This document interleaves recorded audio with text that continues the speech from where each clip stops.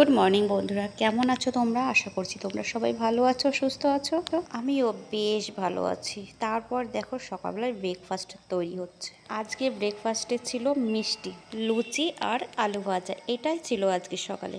আলু ভাজা মিষ্টিটা তোমাদের সাথে শেয়ার করা হয়নি, কারণ ওরা খিদে পেয়ে গেছিলো, তাই থালা সাজানোটাও আমি শেয়ার করতে পারিনি। আর মিষ্টি তো আমাদের রোজই আনছে, রোজ। তো ওদিকে সকালবেলায় খাওয়া দাওয়া কমপ্লিট হয়ে গেছে, আর বাসন টাসনও ধুয়ে নিয়েছি। তারপর এখানে দেখো রান্না বসিয়ে দিয়েছি।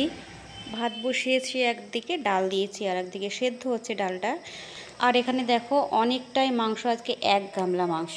তো বৃষ্টি হচ্ছিল অনেক, তাই বলছিল একটু কষা কষা মাংস খাবো, তার জন্য বেশি করে মাংস এনেছে।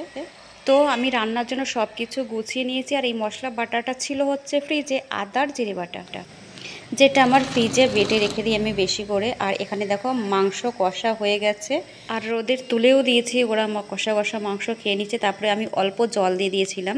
ডাল আছে যেহেতু, ওই জন্য মাংসতে আমি বেশি গ্রেভিটা রাখিনি, অল্প রেখেছি।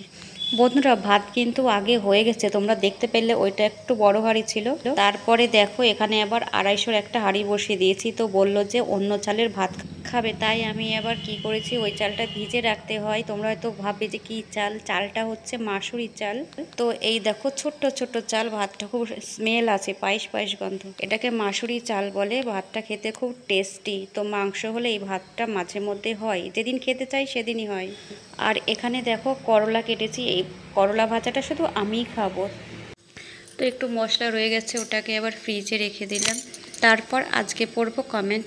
দুদিন ধরে আমার কমেন্ট পড়া হয়নি, অনেক কমেন্ট জমে গেছে তোমাদের 3 দিনের।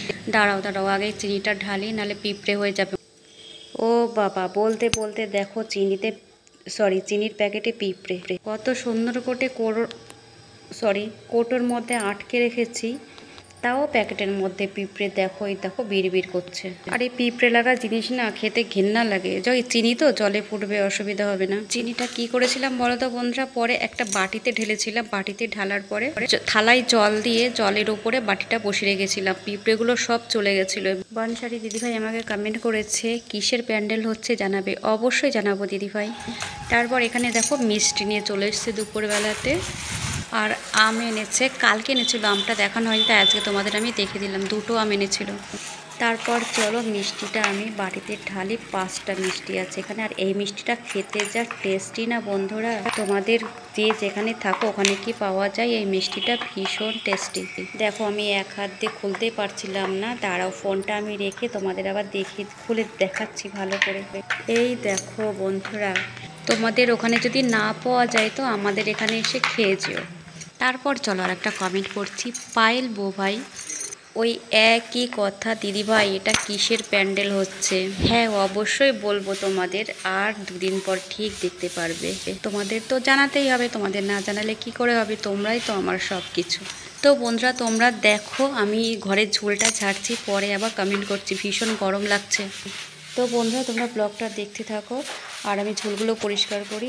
ঘরে ঝোল হলে ভালো লাগে না, মানে রাস্তার পাশে বাড়ি তো, ঝোলটা খুব পড়ে, ওই জন্য সপ্তাহে 2 দিন পরিষ্কার করতে হয়। তো সপ্তাহে 2 দিন পরিষ্কার করলে আমি ঝোল জমতেই দিই না। বেশি হয়ে গেলে না তখন ঝাড়তেও কষ্ট হয়, আর দেয়ালে লেগে লেগে থাকে বেশি হয়ে গেলে। তাই সপ্তাহে 2 দিন দিই, তাতেই হয়ে যায়, নোংরা থাকে না। আর পুরো বাড়িটা ঝোলঝাড়া দেখাতে গেলে তো ভিডিওটা অনেক বড় হয়ে যাবে, তাই আমি একটা ঘরই দেখালাম। ঝাড় দিচ্ছি এখন আমি, ঝাড় দেওয়া হয়ে গেলে পরিষ্কার করব, মানে মুছবো। আর আমি তো বসে বসে ঝাড় দিচ্ছি, তাই না, বসে বসে ঝাড় দিলে কষ্ট কম হয়। আর কি বলো তো, বসে বসে ঝাড় দিলে না মানে পরিষ্কারটা খুব ভালো হয়, নোংরাটা ভালোভাবে পরিষ্কার হয়ে যায়। তারপর এটা লাস্ট ব্যালকনিটা আমি পরিষ্কার করছি। তো আমার ঘর মোছা পুরো কমপ্লিট হয়ে গেছে। আর এখন আমি একটা কমেন্ট করব। আর আমি ব্যালকনিটা কি করেছি জানো তো, ব্যালকনিটা হচ্ছে শ্যাম্পু জল দিয়ে আমি ধুয়ে দিয়েছি। বাবা বলতে হয়, দেখো কারেন্ট চলে এসছে। আর কারেন্ট তো চলে গেছিলো ঘর মোছার সময়, ঘর ঝাড় দেওয়ার সময় তোমাদের বললাম। আর আমি বলছি এখনও কারেন্ট আসেনি, আর আমি গরমে কাজ করে যাচ্ছি। বিছানা চাদরটা তুললাম, ওই দেখো স্নান করে আসবো, তারপরে চাদর বদলা। দেখো ঘেমে জল হয়ে গেছি, একদম ঘেমে গেছি। তো এখন স্নান করতে যাবো, চলো চুলে শ্যাম্পু করবো। চুলটা আজরা যেমনি এত গরম লাগছে, কারেন্ট আসেনি।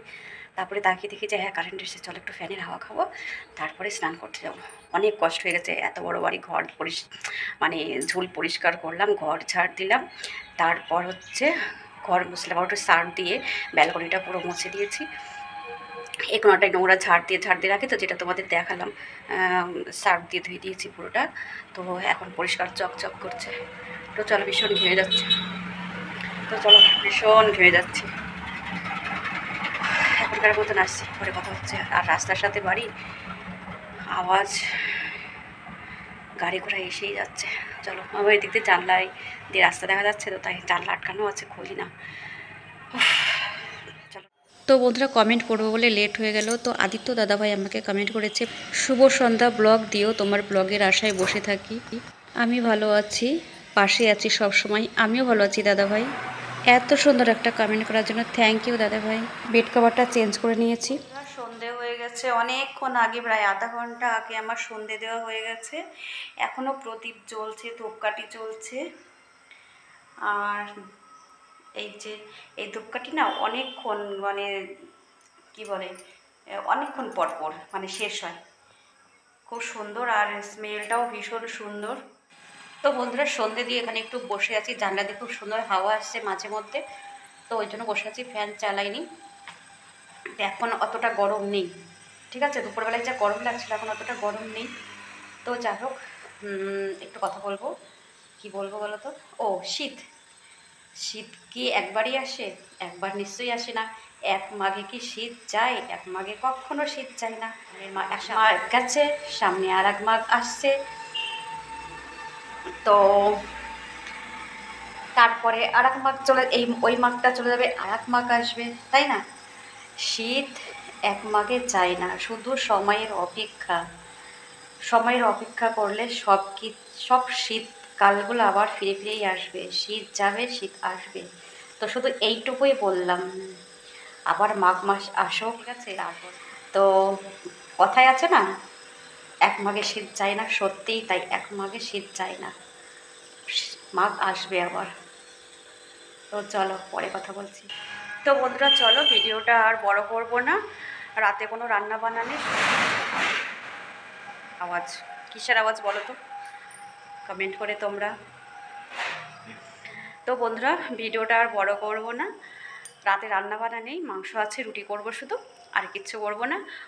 আর কি বলে, এই যে কাছেই হসপিটাল, মানে হসপিটাল থেকে গাড়ি ছাড়ছে, ওই যে রুগী যাবে কৃষ্ণনগর, ওই যে গাড়ি আসছে, ঠিক একদম আওয়াজটা শোনো। হ্যাঁ, এই দেখো, সারাদিন আজকে অনেকবার এই গাড়িগুলো গেছে, অনেকবার গেছে, দেখো। তো চলো, অনেক সময় হয়ে গেল, 57 হয়ে গেল। তো চলো বন্ধুরা, ভিডিওটা আজকের মতন এখানে শেষ করছি। তোমরা সবাই ভালো থেকো, সুস্থ থেকো, দেখা হচ্ছে নতুন আর একটা ভিডিওর সাথে। গুড নাইট, না গুড ইভিনিং সবাইকে, টাটা।